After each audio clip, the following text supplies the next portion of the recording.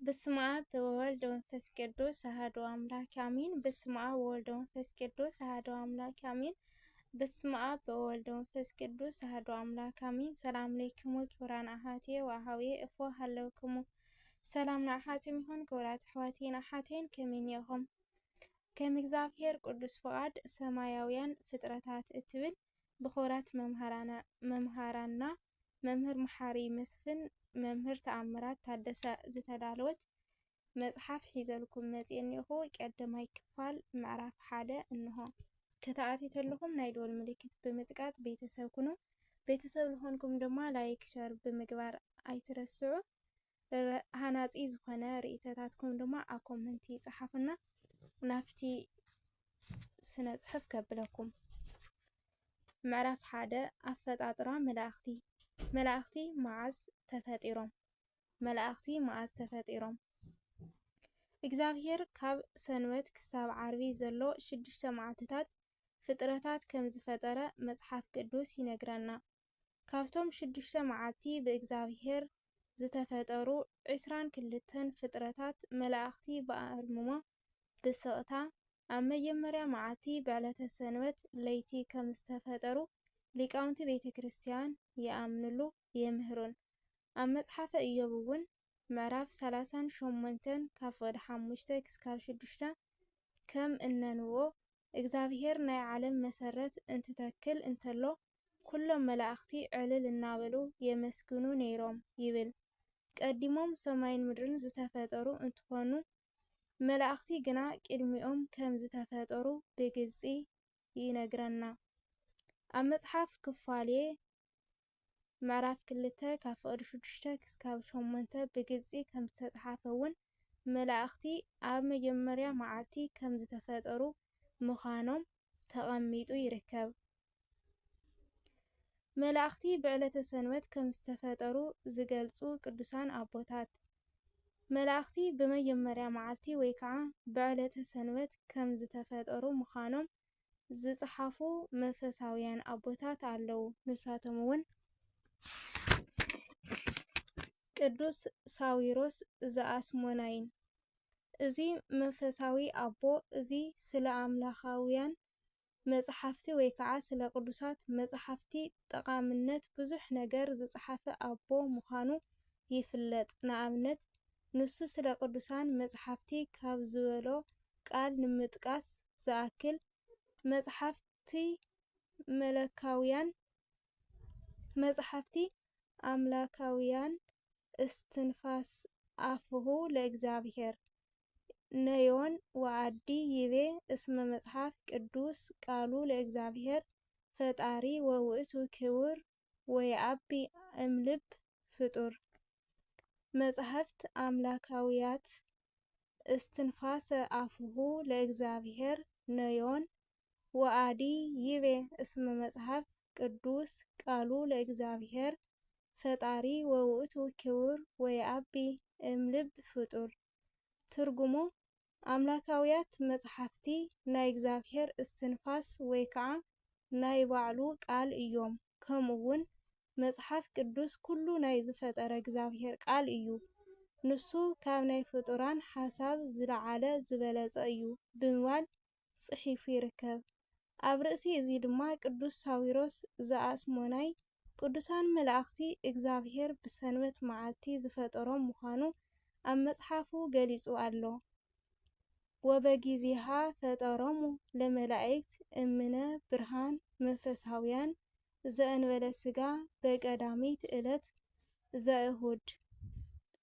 ወበጊዜሃ ፈጠሮሙ ለመላእክት እምነ ብርሃን መንፈሳውያን ዘእንበለ ሥጋ በቀዳሚት ዕለት ዘእሁድ።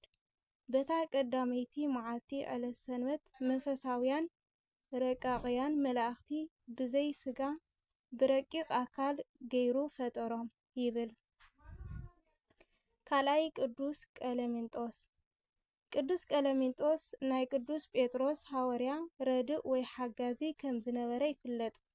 መጽሓፈ ፊልጵስ ምዕራፍ 4:3 ብዙሓት መንፈሳውያን መጽሓፍቲ ጽሒፉ እዩ።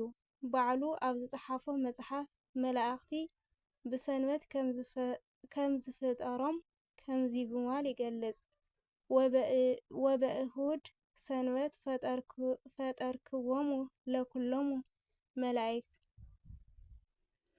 مالتون بقدمي معلتي بعد سنوات نخلو ملائكتي فطركوم حمشته بهير أوريت مالتون زفترت زطاعت زلواويان زهلق زداقم مصحفتي زصحافة نبي موسى እግዚአብሔር ፍጥረት ክፈጥር እንከሎ ንመጀመርያ ሰማይን ምድርን ዝፈጠረ ምዃኑ ገሊጹ ብድሕሪኡ ድማ ዝተፈላለዩ ፍጥረታት ከም ዝፈጠረ እግዚአብሔር ካብ መጀመርያ ክሳብ መወዳእታ ዝፈጠሮም ፍጥረታት ብምልኦም ጽቡቕ ከም ዝኾኑ ይገልጽ። እግዚአብሔር ፍጥረት ምስ ፈጠረ ዝፈጠረ ኩሉ ሰናይ ወይ ከዓ ጽቡቕ ምዃኑ ረአየ ይብል። ኦሪት ዘፍጥረት ምዕራፍ 1:31 ኣብዚ ናይ ቅዳሴ መጽሓፍ ኣመክንዮ ናይ ሐዋርያት እውን እግዚአብሔር ዝፈጠሮ ፍጥረት ኩሉ ጽቡቕ ምዃኑ ከምዚ ብምባል ተገሊጹ ይርከብ። ከመ ኩሉ ሰናይ ፍጥረት እግዚአብሔር ወአልቦ ግዱፍ ከመ ኩሉ ሰናይ ፍጥረት እግዚአብሔር ወአልቦ ግዱፍ እግዚአብሔር ዝፈጠሮ ኩሉ ጽቡቕ እዩ ዝድርበ ነገር እውን የብሉን ይብለና። ባህሪ መላእክቲ ባህሪ ማለት ብዙሕ ትርጉም ክህልዎ ይኽእል። ኣብዚ ጽሑፍ እዚ ምስ ዝገለጽ ዘሎ ምስ መላእክቲ ብዝተተሓዘ መልክዑ ግና ባህሪ ማለት ናይ ሓደ ነገር መግለጺ ወይ መፍለዪ መንነት እዩ ኢልካ ብሓጺሩ ምጥቃስ ይከኣል። ፍጡር ዝበሃል ኩሉ ናይ ባዕሉ ዝኾነ ባህሪ ኣለዎ። ፍጡር ጥራሕ ዘይኮነ ፈጣሪ እውን ናይ ባዕሉ ናይ ሰላም እዩ ወዘተ እንተ ኢልና ናይ ፈጣሪ ባህሪ ንገልጽ ኣለና ማለት እዩ። ኩሉ ፍጥረት ኣብ ሰማይ ዘሎ ይኹን ኣብ ትሕቲ ሰማይ ንናይ ባዕሉ ዝኾነ መግለጽን መንነትን ዝኾነ ባህሪ ኣለዎ። ቅዱሳን መላእክቲ እውን ከም መጠን ፍጡራት ናይ ባዕሎም ባህሪ ኣለዎም። ናታቶም ዝኾነ ዝተወሰኑ ባህሪታት ካብዚ ንታሕቲ ንመልከት። ቀዳማይ ኣይወልዱን ኣይዋለዱን እያውስቡ ወኢይትዋሰቡ ማለት እውን ኣይመርዐውን ኣይመርዓውን። እዚ ማለት ናይ ቅዱሳን መላእክቲ ባህሪ እዩ። ምምርዓው ወይ ምውሳብ ኣብ ዓለም ካብ ዘለዉ ህይወታውያን ፍጡራት ባህሪኦም እዩ። ኣብ ዓለም ዘሎ ኩሉ ህይወት ዘለዎ ፍጡር ብምሉኡ ዋላ ናይ ኣረባብሕኡ ወይ ኣበዛዝሕኡ ስርዓት ዝተፈላለየ ይኹን እምበር ውሑድ ነይሩ ብዙሕ ዝኸውን ተዋሂዱ ወይም ተባዚሑ እዩ።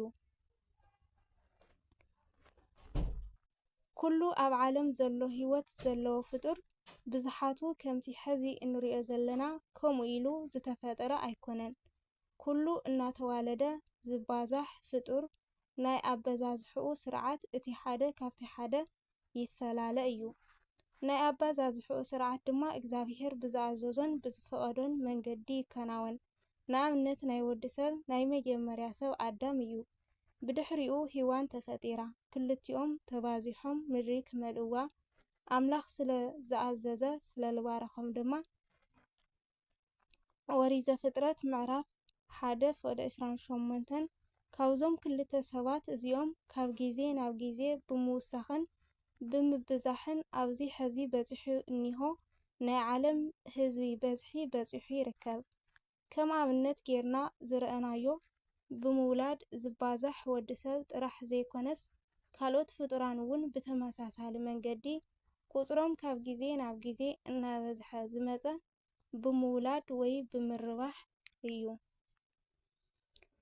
እዚ ናይ ኣባዛዝሓ ስርዓት እዚ ናይቶም ኣብ ላዕሊ ብሓፂሩ ብኣብነት ዝተቐመጡ ናይ ወዲ ሰብን ካልኦት ህይወታውያንን ፍጥረታት እዮም።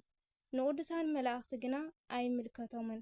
ቅዱሳን መላእክቲ ብቁፅሮም እልፍ ኣላፋት ማለት እውን ናይ ብዙሓት እንትኾኑ መዝሙረ ዳዊት መዝሙር 67:17 ራእየ ዮሃንስ ምዕራፍ 5:11 ነገር ግን ልክዕ ኣብ ላዕላይ ከም ዝተገለጸ መላእክቲ ከም ካልኦት ፍጡራት ብምርባሕ ወይ ብምውላድ ካብ ውሕዳት ናብ ብዙሓት እናተባዝሑ ዝመፁ ኣይኮኑን። ሕዚ ዘለዎም ብዙሓት ካብ መጀመርያ ጀሚሩ ዝነበረ እዩ። ቁጽሮም ብምብዛሕ ኣይውስኽን ብምሟት ድማ ኣይጎድልን ይብል ስለ ቅዱስ ቃሉ ቅዱስ እግዚአብሔር አምላክና ሽሙ ዝተኸበረ ዝተመስገነ ይኹን። ኣብዚ መጽእ ክፋል 2 ሒዘልኩም መጽእ እሽካብ ሽዑ ብዘለናዮ ሰላም አምላክ ይብዛሕና። ወስብሐት ለእግዚአብሔር ወለወላዲቱ ድንግል ወለመስቀሉ ክቡር አሜን።